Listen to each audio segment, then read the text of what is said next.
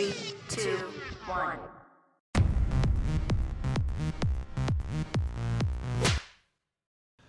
So I wanted to do a video on the spin of the earth and how it should wreak havoc on a sport like tennis. Now, some of you may or may not know, I have a pretty extensive tennis background, played for about 25 years now, played in college, played some lower level pro stuff, even as recently as this last year when I traveled to Japan.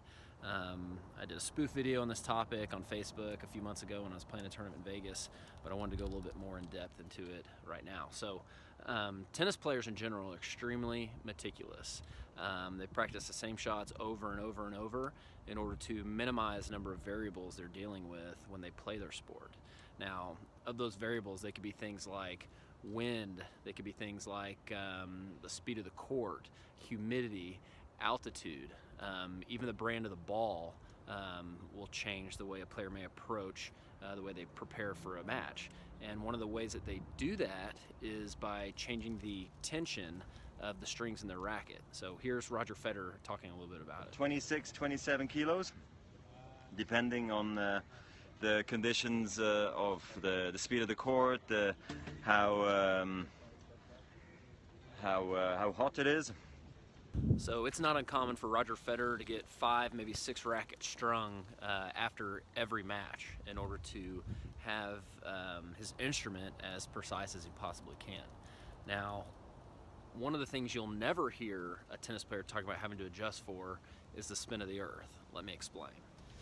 Now, scientists and teachers will tell you that our lack of experience of a sensation of spin is a lot like tossing a ball in a moving car at a constant speed, but that's actually only half of the equation.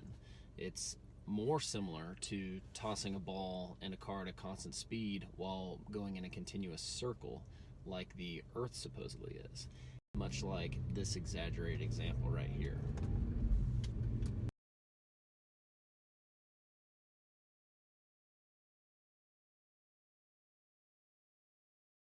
So you can obviously see how the ball is affected by circular motion of the car. Now, I'm here on a tennis court, which is supposedly in a circular motion of its own, okay? This court is supposedly traveling about 1,000 miles an hour that way because of the spin of the earth, okay? That comes out to almost 1,500 feet per second, or about 1 mile every 4 seconds. Now, that's in the horizontal direction. We're also moving in the vertical direction because of the circular spin of the earth. Now, curvature math comes out to about 8 inches per mile squared, okay?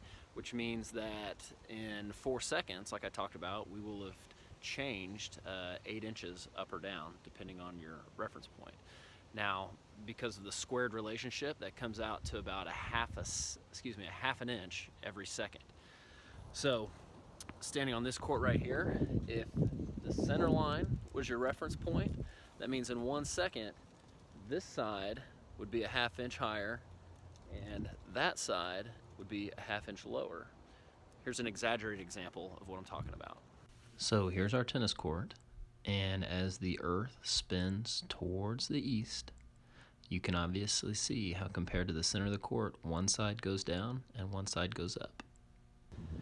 Yet I don't experience a difference playing on this side as opposed to that side, or if the court happened to be oriented east-west instead of north-south.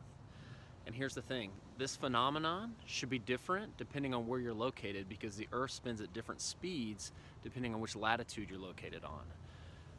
Yet you don't hear about the Minnesota Golden Gophers tennis team going down and struggling against the Miami Hurricanes because the speed of the earth is 40% faster in Miami than it is in Minneapolis. In closing, Rafael Nadal can't go back out on the court until the labels on his water bottles are adjusted the way he likes it.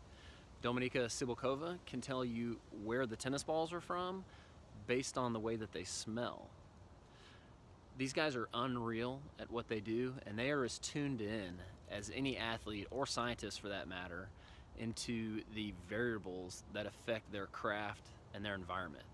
And the spin of the earth simply isn't one of them.